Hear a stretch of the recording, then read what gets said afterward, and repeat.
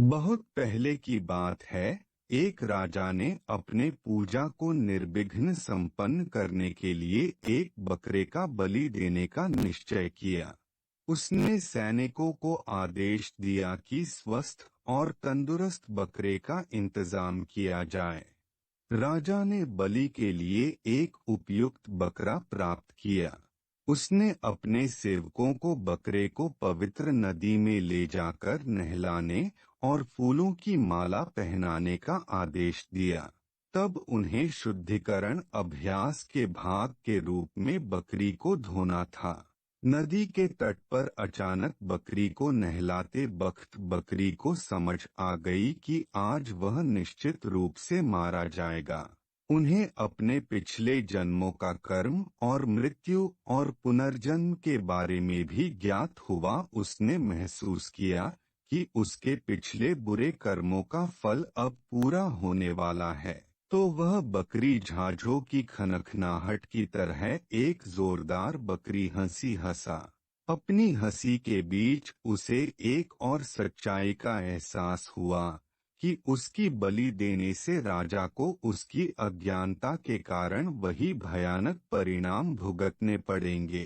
तो वह उतनी ही जोर से रोने लगा जितना अभी अभी हंसा था। पवित्र नदी में स्नान कर रहे सेवकों ने पहले हंसने और फिर रोने की आवाज सुनी। वे चकित थे। तो उन्होंने बकरी से पूछा, तू इतनी जोर से क्यों हंसी और फिर उतनी ही जोर से रोई?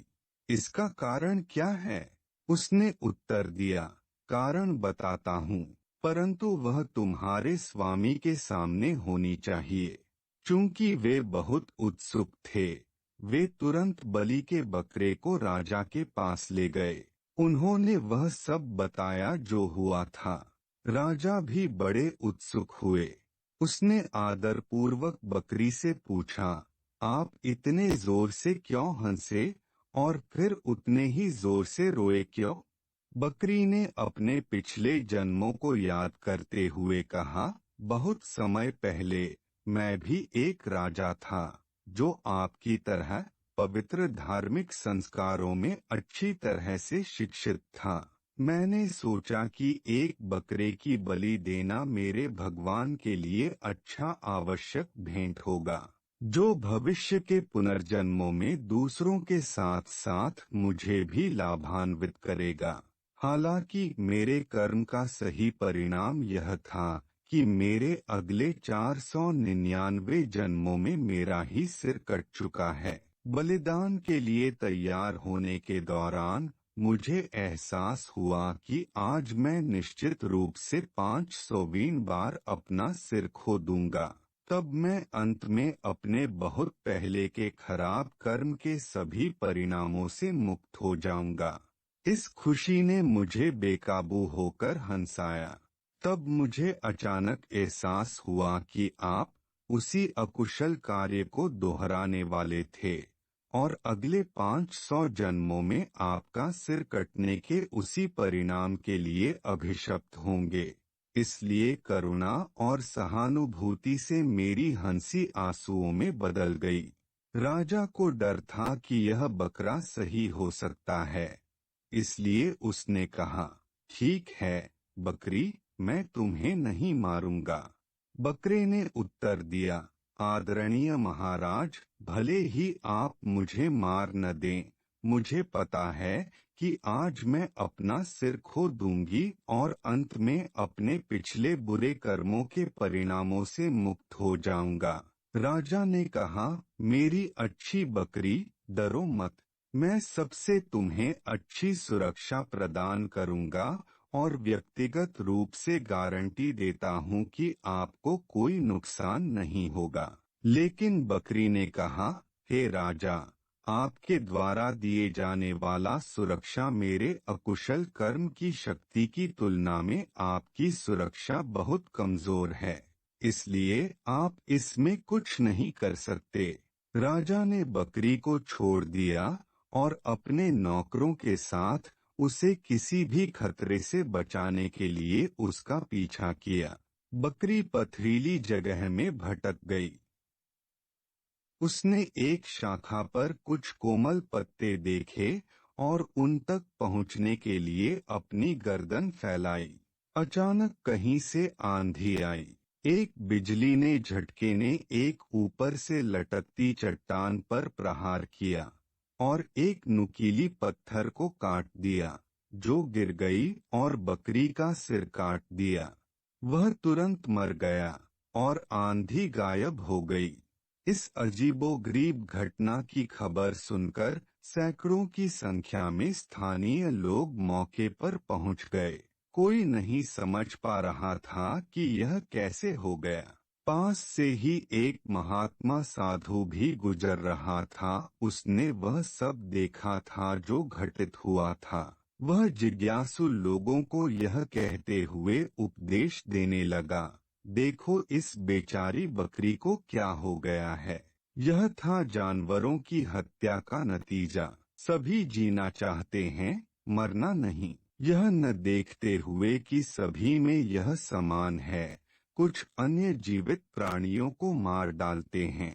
यह उन लोगों के लिए भी पीड़ा का कारण बनता है जो अभी और अनगिनत भविष्य के पुनर्जन्मों में हत्या करते हैं।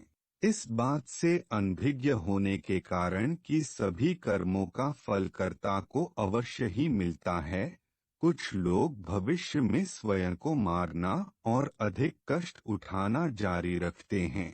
जिन लोगों ने यह बात सुनी उन्हें लगा कि वे वास्तव में बहुत भाग्यशाली हैं।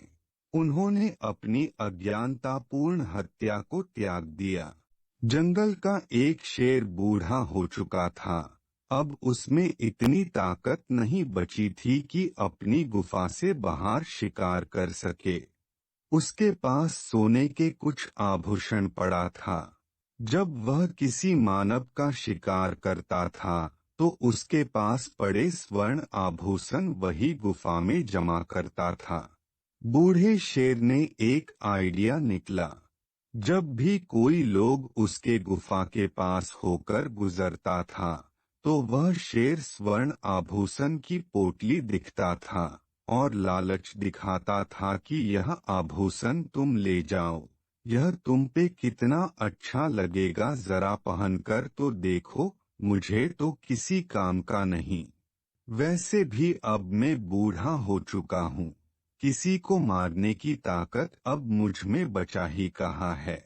मैं तो अब घास फूस खाकर जी रहा हूँ। कोई लोग अगर कहे कि दूर सी ही फेंक दीजिए न, तो कहता था मैं अपने अमानत अपने हाथों से तुम्हें सौंपना चाहता हूँ, कृपा करके मेरे हाथों से ग्रहण कीजिए। ऐसे मीठी मीठी बातें कर कर लोगों को वह लालच देता था। कोई लोग अगर लालच में आकर उसके नजदीक गया तो वह उसे अपना आहार बनता था। गांव के लोग काफी परेशान था। लोग उस रास्ते से गुजरने को भी डरते थे। तो गांव के एक होशियार युवक ने इससे निजात पाने के लिए उस शेर को पकड़ने की ठान लिया और एक रात चुपचाप अकेला जंगल की ओर निकल गया। वह जानबूझकर उसी गुफा की ओर गया और नजदीक जाकर बैठ गया। अपनी गुफा की और आदमी को देखकर शेर फिर से वही स्वर्ण पोटली दिखाकर लालच दिखाने लगा। स्वर्ण पोटली को देखकर उस होशियार युवक ने शेर से बड़ी विनम्रता से कहा, महाराज, आपके पास तो काफी धन है, इस वक्त तो मेरे पास कुछ नहीं है। अगर आप मेरे साथ चलने को तैयार हो तो मैं इसके बदले आपको 1000 बकरी का एक फार्म भेंट करना चाहूँगा। उसमें आपके रहने की भी बढ़िया इंतजाम कर दूंगा। आपको जिंदगी भर फिर कोई फिक्र करने की जरूरत नहीं पड़ेगा, महाराज। लड़के की बात सुनकर शेर को काफी अच्छा लगा और सोचा, अगर यह सच है तो वाकई ही मुझे जिंदगी भर खाने की कोई तकलीफ नहीं होगी। जब मन चाहे मैं बकरी का स्वादिष्ट भोजन कर सकूंगा। ऐसा सोचकर वह शेर उस लड़के के साथ जाने को तैयार हो गया और उस स्वर्ण आभूषण की पोटली के बदले 1000 बकरी का फार्म लेने को राजी हो गया। शेर गुफा से बाहर कुछ ही दूर गया ही था कि वह भयानक खड्डे में गिर गया और बाहर निकल नहीं सका। वास्तव में वह खड्डे उसी चतुर लड़के ने खोद रखा था ताकि शेर को पकड़ सके। अब शेर उस खड्डे से बाहर तो आ नहीं पाएगा, तो उस लड़के ने सारे गांव वालों को सूचित किया कि वह जुल्मी शेर पकड़ा गया। तो सारे गांव वाले आए और पत्थर मार मार कर उस शेर को वहीं ढेर कर दिया और उसी गड्ढे में दफना दिया। सारे गांव वालों ने लड़के को अपने कंधे पे उठा लिया और गांव तक उसका विजय जुलूस निकला और काफी सारे धन दौलत देकर उसे सम्मानित किया। एक बार की बात है, बवाल वरुण नाम का एक शरारती और साहसिक हास्य चरित्र था। बवाल वरुण अपनी बुद्धि और हास्य के साथ साथ मुसीबत में पड़ने और अपने चतुराई से मुसीबत से निकलने की कला के लिए जाने जाते थे। एक दिन बवाल वरुण घूमते घूमते एक जंगल में पहुंच गया, जो पेड़ों और जानवरों से घिरा हुआ था। जब वह जंगल में घूम रहा था, तो उसे बंदरों का एक समूह मिला जो केले खा रहे थे। बवाल वरुण शरारती चरित्र होने के नाते बंदरों पर एक मजाक करने का फैसला किया। वह पास के एक पेड़ पर चढ़ गया और उन पर अमरूद फेंकने लगा। बंदर यह सोचकर कि पेड़ से अमरूद गिर रहे हैं, उत्तेजना में उसे खाने के लिए इधर उधर कूदने लगे। लेकिन जैसे ही बवाल वरुण ने अमरूद फेंकना जारी रखा, उसने गलती से एक अमरूद बहुत जोर से फेंका और वह बंदरों के राजा के सिर पर जा लगा। राजा को गुस्सा आया। उसने देखा बवाल वरुण पेड़ से अमरूद फेंक रहे थे और उन्होंने अपनी वानरों की सेना को चंपक लाल को पकड़ने का आदेश दिया। बवाल वरुण को बंदरों ने घेर लिया और ऐसा लग रहा था कि उसका दुस्साहस समाप्त हो गया है। लेकिन बवाल वरुण इतनी आसानी से हार मानने वालों में से नहीं थे। बंदर के चंगुल से बचने के लिए उसने एक योजना बनाई। बवाल वरुण ने अपनी जेब से एक आईना निकाला और सूरज की तेज रोशनी में रखकर उसका किरण बंदरों मोड़ दिया। सूरज की किरण से बंदरों की आंखें चंदिया गया और वह ठीक से देख नहीं पाया। जैसे ही बंदर आंखें मूंद रहा था, बवाल वरुण बच निकला और जंगल से बाहर भाग गया। लेकिन बवाल वरुण की मुश्किलें खत्म होने का नाम ही नहीं ले रही थीं। उसने जल्द ही खुद को एक गांव में पाया, जहां किसानों के एक समूह के साथ उसकी बहस हो गई। किसानों ने बवाल वरुण पर उनकी फसल चुराने का आरोप लगाया और वे उसे दंडित करने के लिए दृढ़ थे। बवाल वरुण पकड़ा नहीं जाना चाहता था। उसने अपनी बुद्धि का उपयोग एक योजना बनाने के लिए किया। उसने एक बुद्धिमान संत होने का नाटक किया जो भविष्यवाणी कर सकता था। बवाल वरुण अजीब हरकत करते हुए मंत्र बढ़ाने लगा और किसानों से कहा कि वह चोरों को पकड़ने के लिए एक यज्ञ करेगा और यज्ञ सामग्री लेकर कल आएगा। किसानों ने बवाल वरुण की कथित शक्तियों से डरकर उन्हें जाने दिया और बवाल वरुण वहां से 9-2-11 हो गया। बवाल वरुण ने अपने साहसिक कार्य को जारी रखा और अपने शरारतों से कभी बाज नहीं आया। बवाल वरुण एक के बाद एक दुस्साहस करते रहे, अपनी बुद्धि और हास्य का उपयोग करके मुसीबत से बाहर निकलन जाते थे। उन्होंने हमें सिखाया कि हम चाहे कितनी भी मुश्किल में क्यों न पड़ जाएं, हम हमेशा अपनी बुद्धि और हास्य का इस्तेमाल खुद को बाहर निकालने के लिए कर सकते हैं।